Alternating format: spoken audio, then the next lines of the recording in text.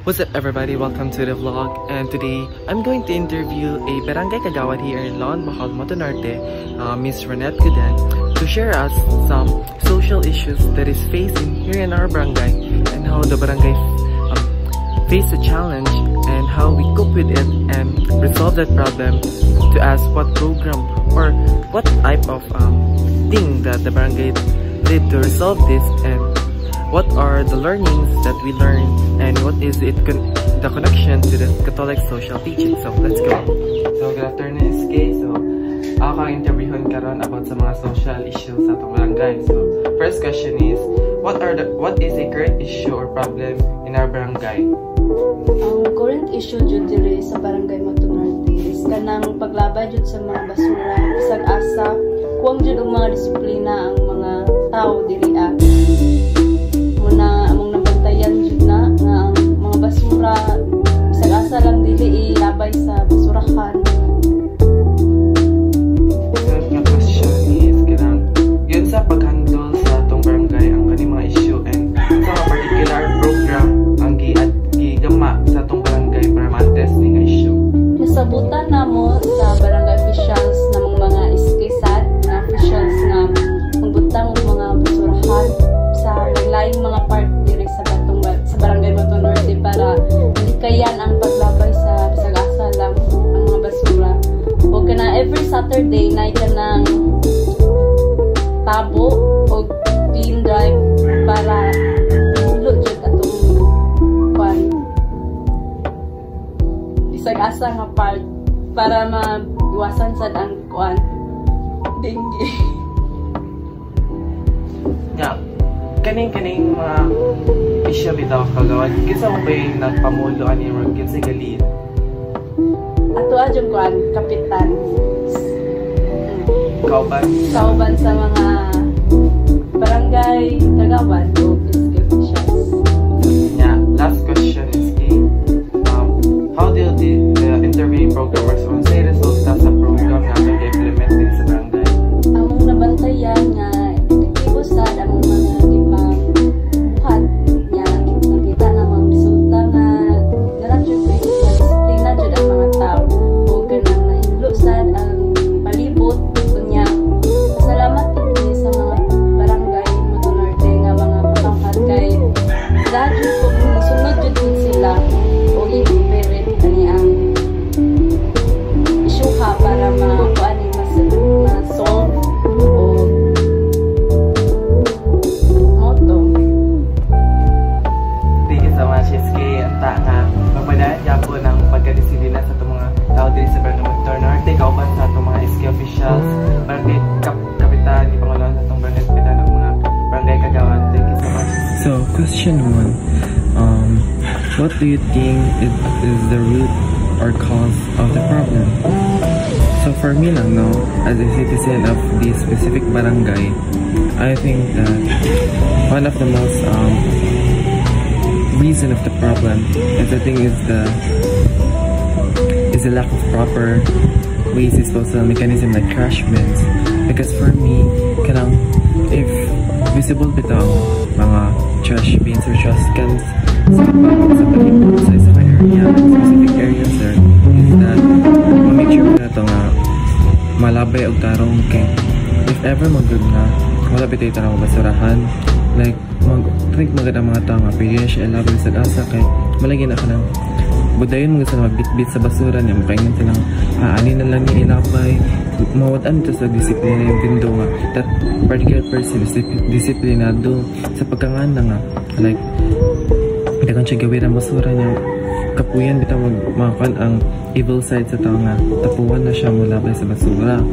And ang root na ng problem is bitaw ang mga establishments kay lack of trash or kanang proper waste disposal nila silang store kay ang mga tao kay inipalit nila mostly ba sa tinda kay gagamit siya ng plastic.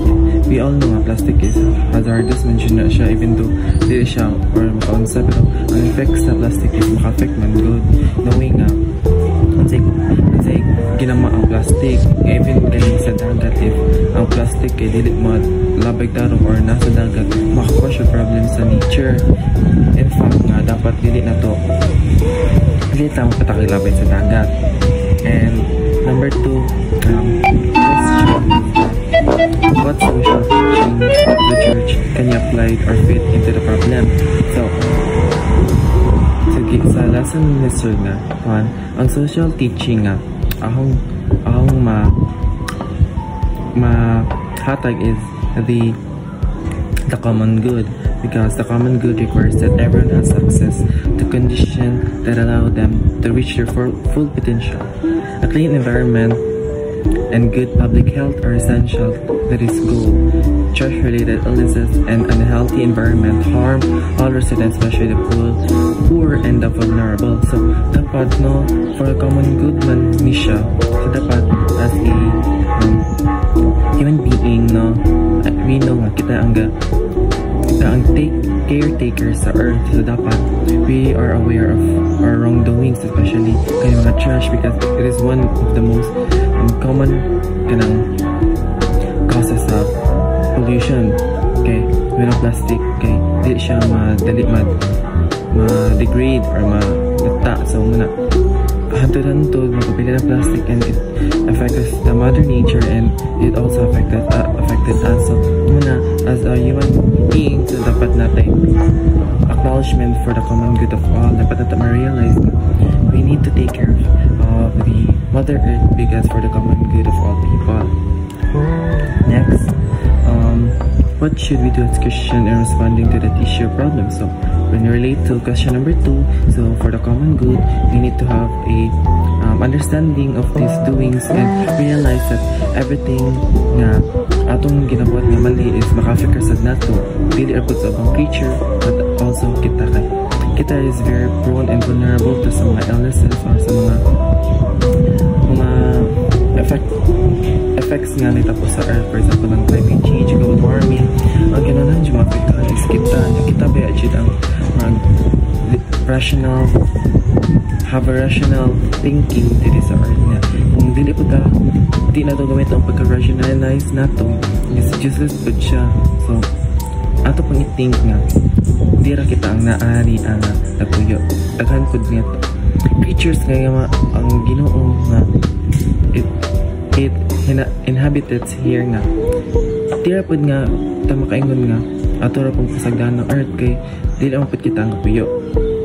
So number 3 is give your own suggestions for possible solutions. So halang diyang ma-suggest is same lang po sa dingon sa mga kagawad nga nagkuhan ni mag-coastal clean up drive or mga clean up drive sa mga barangay, kay especially ang Motunarte is sentro siya sa laon, and it is very light siya tanawon if ang sentro sa municipality. So for example na event lungsod sa sentro mo mostly ang event kitong kay na dito ang gym and everything mga establishment. So if ever magingana ni mga bisita, mas mamaot ang reputation sa sentro since makita lang ang basura. So our should is place trash disposal sa everywhere na mga establishment and mga visible area na makitaan sa mga tao para bitaw nila malabay lang trash, and to have a effective trash disposal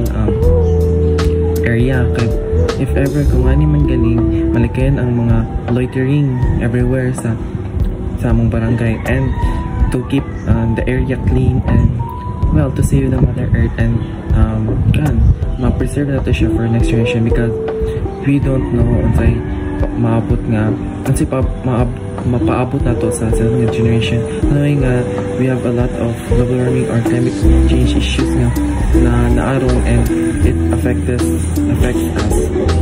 Thank you. So that's it. I am Kevin John Camelata, section H of WITSUP.